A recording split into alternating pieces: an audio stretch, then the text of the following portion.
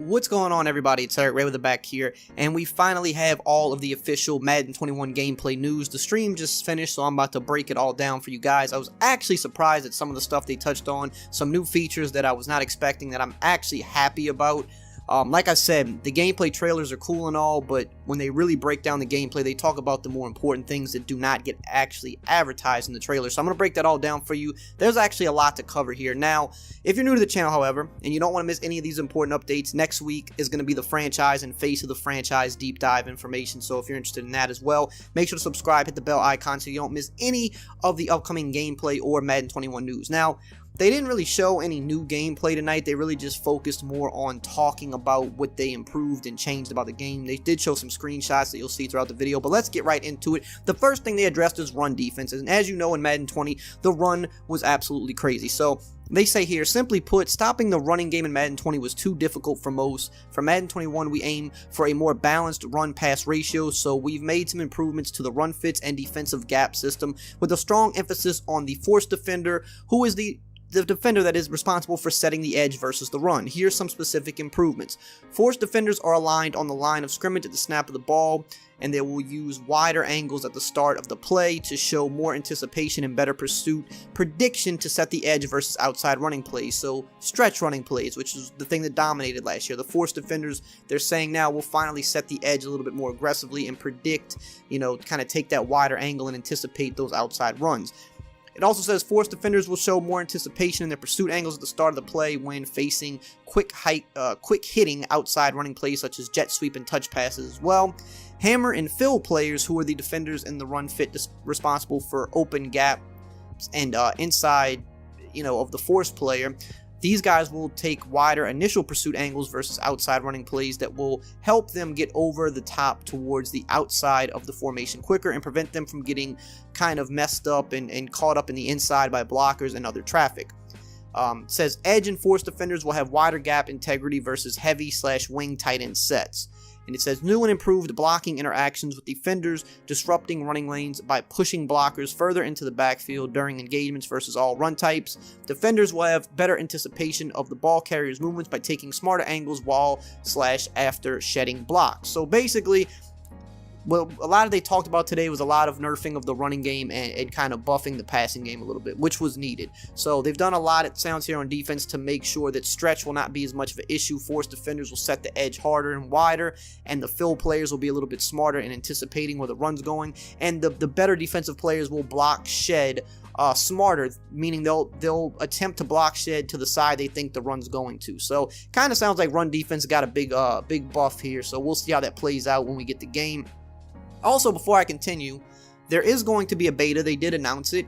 I will probably at some point have codes to give away, so if you are interested in the beta, make sure to follow on my social medias. I'll put them up on the screen because that's where I give away beta codes. Because it's really the easiest way for me to contact you if you win the giveaway. So that probably is going to be coming very soon. So if you're interested in that, make sure to go hit me over there for a follow. Continuing on, tackling improvements, it says, in addition to the upgrades to the run fits, we know how important tackling is in run defense as well. We didn't just add the new breakdown and pylon tackles, we also made some core improvements to the existing tackling system. It says defenders will now be much more aware when they are engaged in blocks near a ball carrier, and they will trigger tackle attempts from these engaged blocks inside of the trenches and in the open field versus impact blocks. Hit sticks and dive tackles have been tuned to make them more accessible and functional, all of which come together with the new breakdown tackles for a more intuitive defensive experience. So, I mean, we've seen them kind of talk about tackling already. It does look like they've made the tackling a little bit better. And now they touched on the location-based tackling a little bit more in depth. It says, the tackling interactions make our players more aware of their field location and react accordingly, including the pylon, goal line, sideline, and first down marker. While there's not a direct button input on the stick for these tackles, they will be driven by player ratings and superstar abilities, in addition to the abilities the defender's tackle and awareness ratings compared versus the ball carrier's vision and awareness ratings will drive outcomes for these interactions dynamically. So I'm not 100% like that. I wish it was more of an input thing, but it looks like it's completely ratings based. So if you have a high ball carrier and awareness rating, you're probably going to be more aware and be able to reach out and get those first downs or touchdowns more consistently. And if the defender has a really high tackle and awareness rating, he'll have a better chance of stopping you short and making sure you can't fully reach out. So we'll see how that plays out. This is the thing I think I'm the most excited about. This, to me, probably the biggest W of the whole stream. they added something new called zone drop coach adjustments.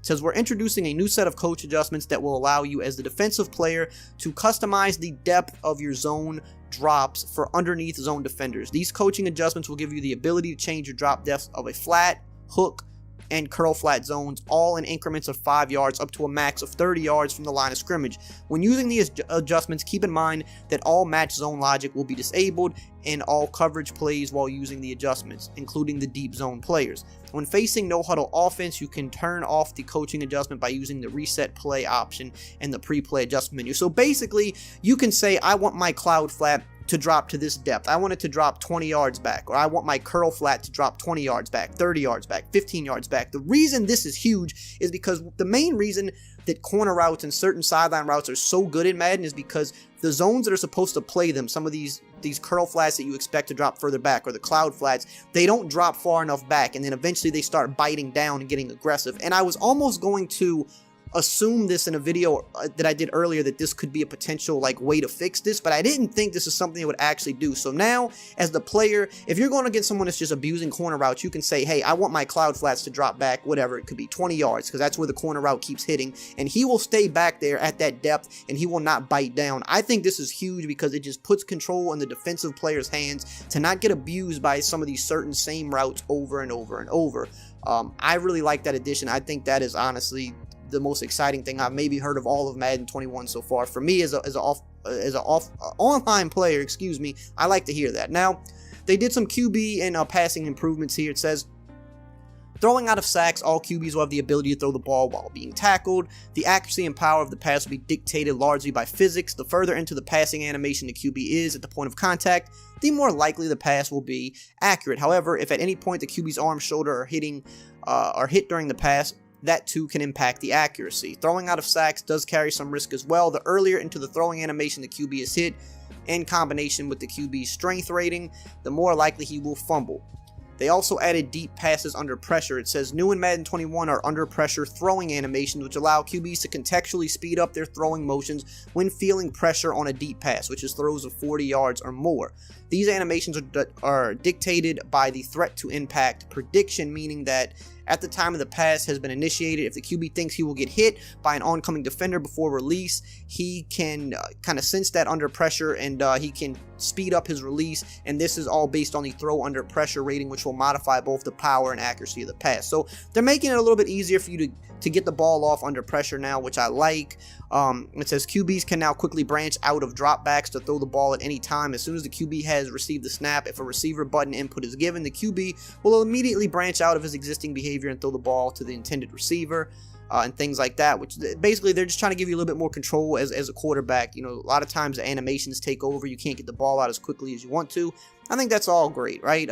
Says they have some accuracy and power tuning with a variety of improvements done to passing. They also did tuning to improve under pressure and cross-body passing accuracy to bring more balance for both, making inaccurate penalties more contextually appropriate to the situation.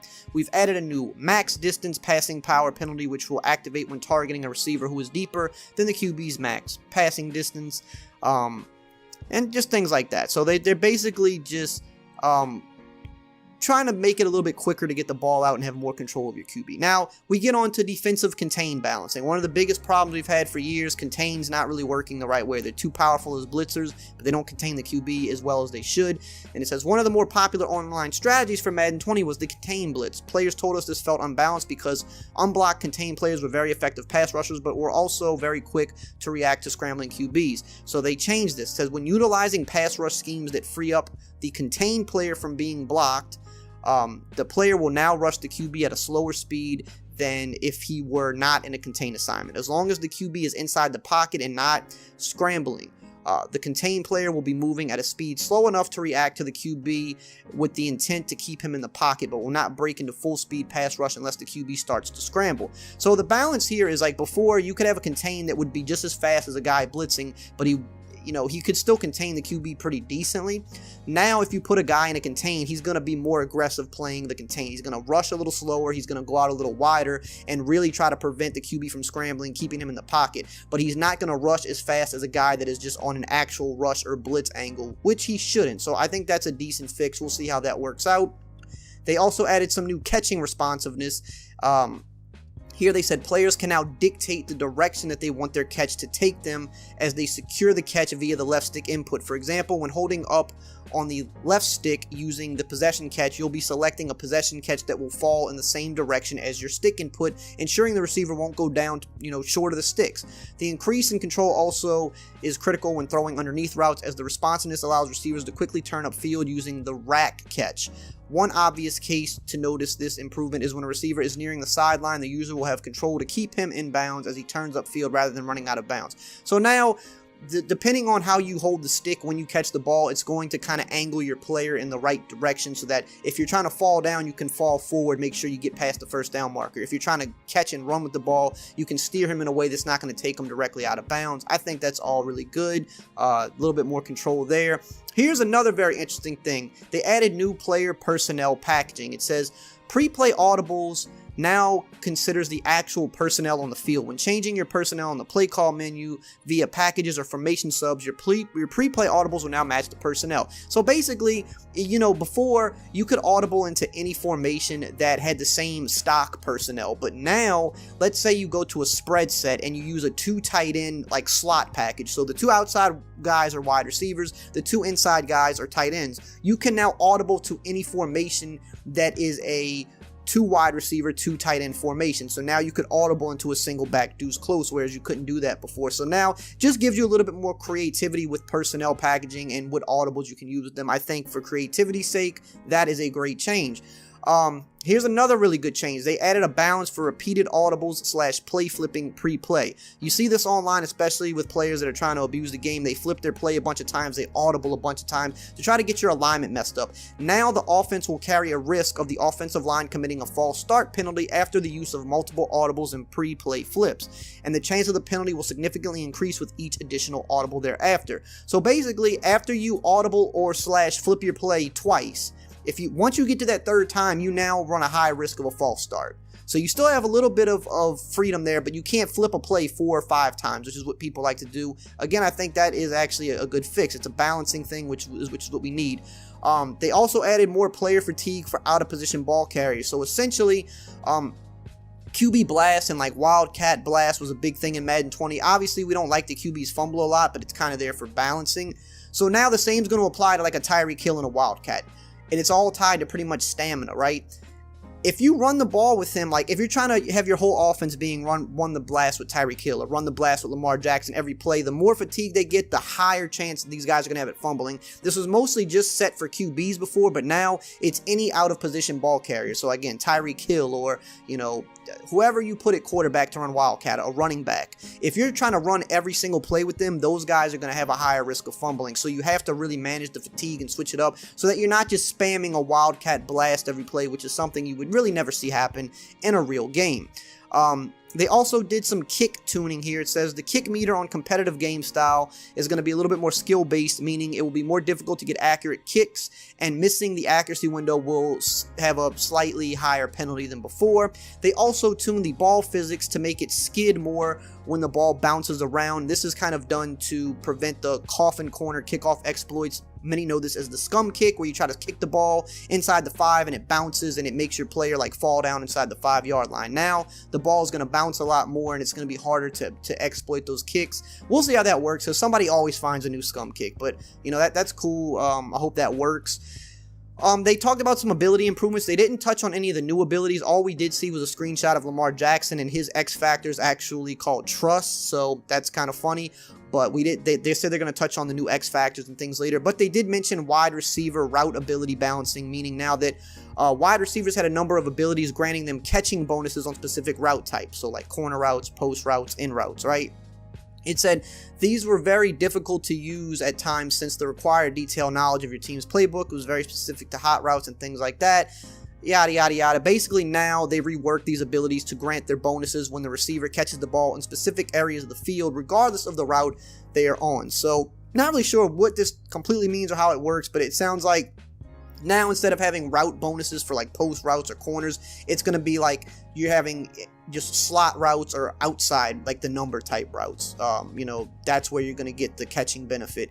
Also said that it did a similar thing for coverage abilities. It said abilities like man up and zone out and universal coverage were essentially one-stop shops. It was too easy to pick up one of these abilities on a defender and just set it and forget it.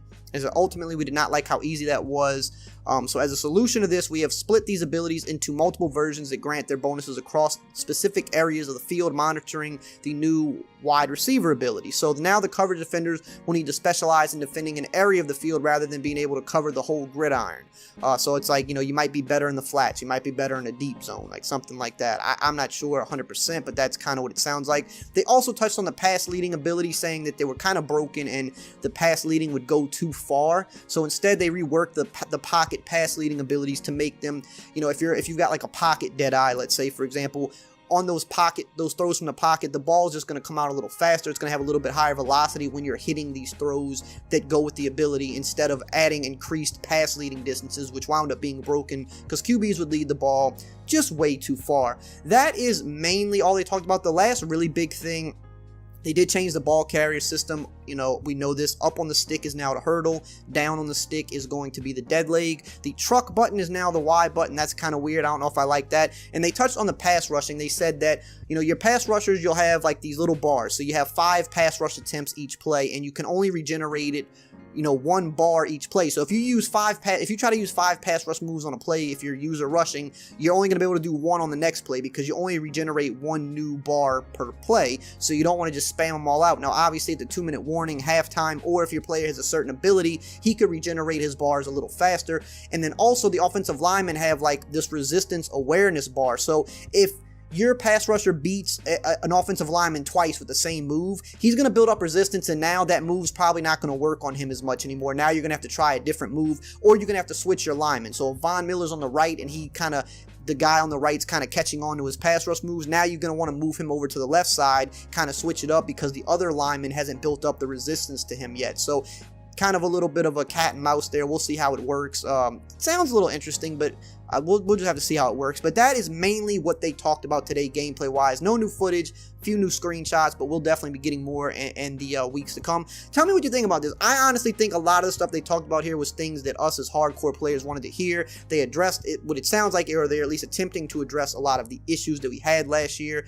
Again, we'll see how it plays. The beta is going to be out soon, so go ahead and follow me if you want a chance to win some beta codes when I get them. But yeah, let me know what you think in the comments below. As always, I will see you guys next time.